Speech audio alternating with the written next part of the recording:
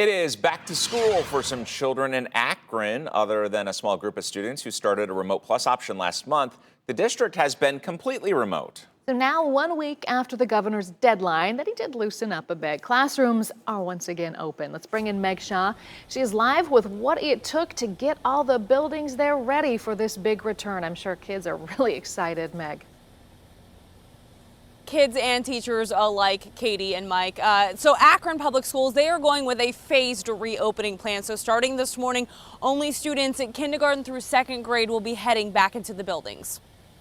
It's been a year, and so there's a lot of anticipation. I think there's anxiety. There's some hesitancy. Some folks are probably still concerned about the virus. A year is a long time to wait to see the kids you've been teaching on a computer. That face-to-face connection that teachers have with children that help children feel better about themselves. APS Director of Marketing and Communication Mark Williamson says, of course teachers are excited to be back in the classroom. That face-to-face interaction is why they became teachers.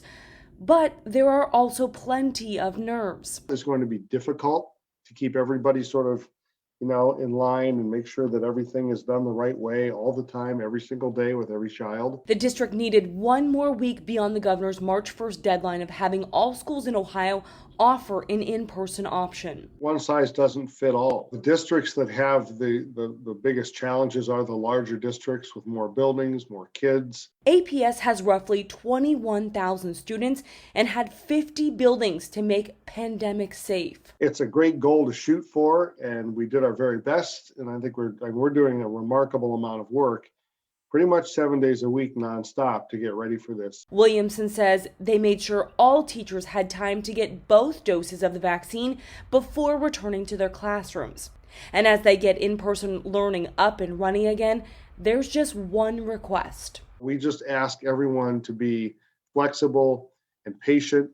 Assume that there will be some glitches, assume that some things will go wrong, and that we'll take care of them as quickly as we can. All right, go with the flow. That is the mentality here this morning. So next Monday, March 15th, that is when the rest of the students from the Akron Public School District will head back into the classroom.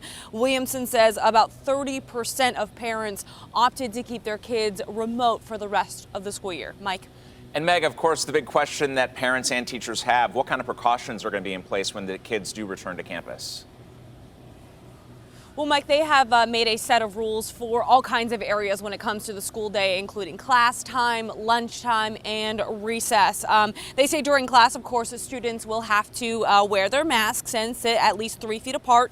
District leaders say the timing of lunch may change so that they can stagger students across a longer time frame to allow for social distancing.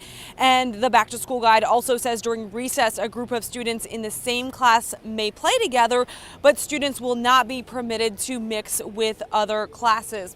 Lastly, they are also addressing transportation like busing. So students who ride the bus to school, they will have an assigned seat, and they say all buses will only be filled to the 2/3 capacity.